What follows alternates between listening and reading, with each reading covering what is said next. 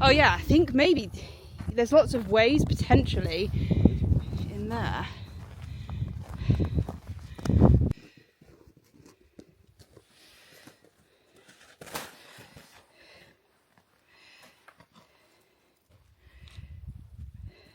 Dawaj. Yeah! Okay, we found our way in.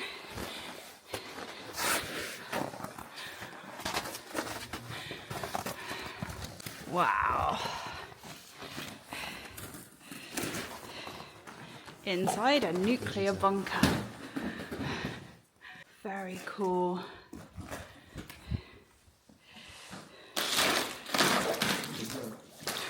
Not so frozen. So this was a nuclear bunker that was built for one of the biggest ones in the Soviet Union, actually, that was built for largely important people.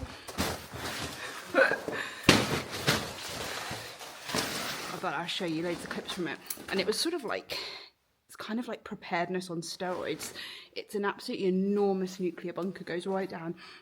The very bottom floors are completely flooded. Well, in these conditions will be icy. But we're in the top floor, which the roof is, as you can see, is not on anymore. But we're going to go and explore and see how far we can get. Conditions are not ideal.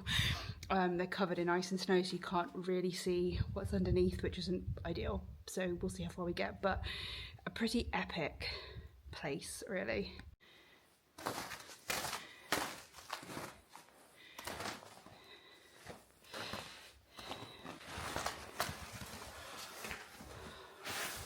Wow. So cool. This is my traveling companion.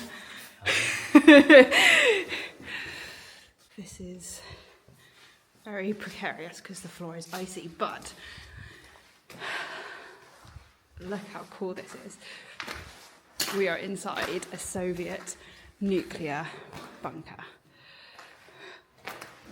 This is like preparedness on steroids, and I talk about crisis preparedness. This is crisis preparedness to a whole different level. So I just want to show you something. So this is the other side of the bunker. That's the top way up there. But I just want to show you something really cool whilst being careful so that I don't kill myself on the ice. But look at this. It goes all the way down there. How insanely cool is that? Okay, so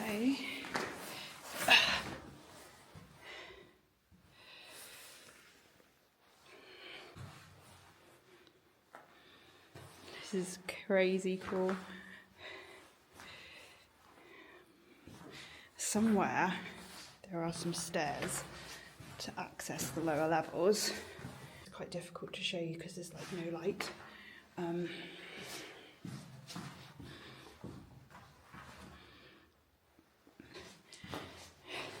This is where my caving experience comes into actually good use for those really common occurrences where you have to explore abandoned Soviet nuclear bunkers. So obviously this was something that was very important in the Cold War. I don't know why, but my hair has actually gone static, which is slightly concerning, because obviously this was something that was a big concern. And there was largely important people, but you have to think about the amount this would have cost. And this isn't the only one. This is in Moldova. This is one of the biggest ones in the Soviet Union, but it's not going to be the only one. There will have been tons of other ones as well, all of which will have cost a lot of money, basically from the concern that they were going to be bombed by the Americans. You do wonder, so you've got all of this stuff, this entire construction. I wonder, like, how much warning they would have had to actually get here in reality, because it's one thing to have this and to get people into it in enough time, but it's a whole other thing in the time that you actually have from when the Americans launched something. I don't know how plausible that would have been. So there's ice all over the floor. So I've got to be a little bit careful, but you can see all of these, which I'm not entirely sure what they'd have been for. Was there a floor here maybe? Maybe the floor has disappeared. Oh, maybe this isn't. Be very careful, because this floor is just total ice, and I don't want to die in an abandoned nuclear bunker. That is the floor below. This is just all ice, so it's incredibly precarious to walk on. But I am doing my best to show you.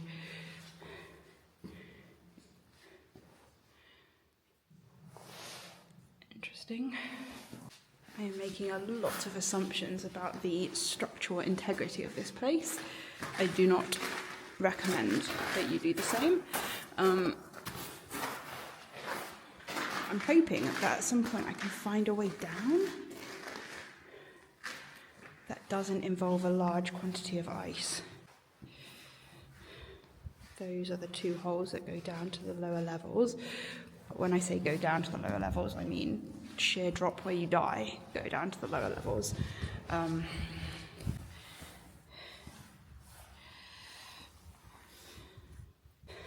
would say probably if you are coming to explore this, the winter is not the time. These go all the way, I don't know if you can see, they go all the way down, and then below there seems to be another one exactly the same.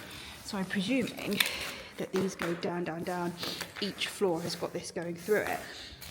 I don't know if that's for structure, or it could be for, I guess, maybe ventilation. You'd have thought it would have had to have huge amounts of kind of air filters and stuff, because I'm presuming if it's to survive a nuclear attack, you probably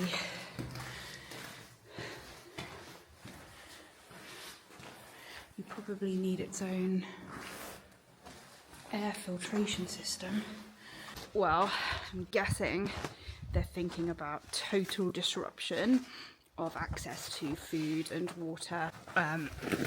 They're thinking about air quality, they're thinking about key people, those important assets that they need to get into the bunker. And then I guess it has to just be this enormous facility. And I read online before I came here that this goes down, I can't remember how many floors, I'll have to check it out, and I'll do an add-on video afterwards to explain it, because I don't have any signal here, we're in the middle of nowhere. But essentially it goes down a long, long way. There's some photos and videos that I'll show you. The bottom floors would have been for like the less important people, funnily enough. I don't know quite why that would have been, but yeah, so the more important people would have been higher up, and the less important people lower down. Right, and I'll wait through very deep snow in here, as you can see. But yeah, you'd have had to secure food, water for people for the entire duration of when they began here, which I'm guessing if you were thinking, I mean, maybe they weren't, but if you were thinking that this was going to protect these people from a nuclear attack by the Americans, then I'm guessing you're looking kind of long-term living in this bunker, perhaps, I don't know. But it certainly wasn't for the average Moldovan farmer. You are never more alive than when you are on a little step to the death, you know? Yeah, exactly. Right. So in Russian we say, кто не рискует, тот не пьет шампанского. So under translation is, those who are not risking is not drinking champagne. There you go. Okay, so I have done some research into the bunker facility. The entire complex is called Object 1180.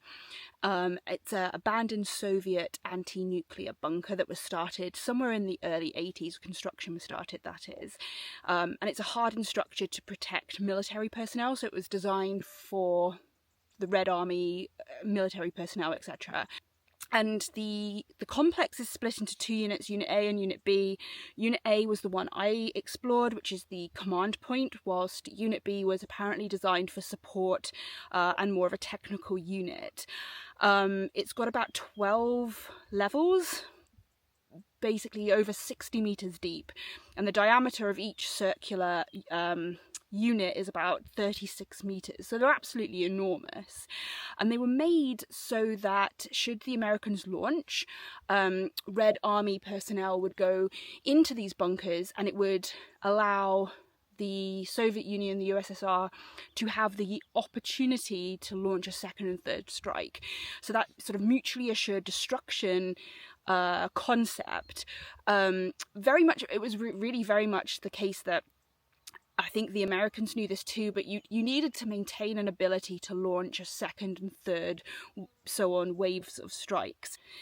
So yeah, so there's two units, Unit A and Unit B, 12 floors, and each of them were capped by 3 meters of concrete. Largely that concrete is now gone, as you'll see in a lot of the videos you'll see me stood in, so that would have been covered with 3 meters of concrete, which is no longer there.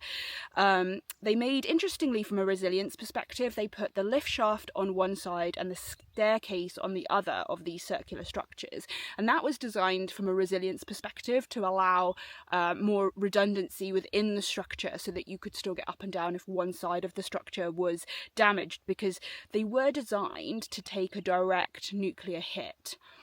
But obviously, I presume that they're thinking about sort of from that resilience perspective, you want to be able to sort of spread that risk as much as possible. They all have armoured doors throughout, which we found largely had all been removed, probably stolen and sold for scrap metal, I presume. But they'd all also had decontamination zones throughout each unit, and it would have also had independent life support, because obviously one thing that you absolutely have to ensure in these situations is if you're moving these people in, and you're living in a world where there has been a nuclear attack by the Americans, you need to have independent life support guaranteed for these people so that they can continue to operate, possibly for a long period of time actually, within these bunkers.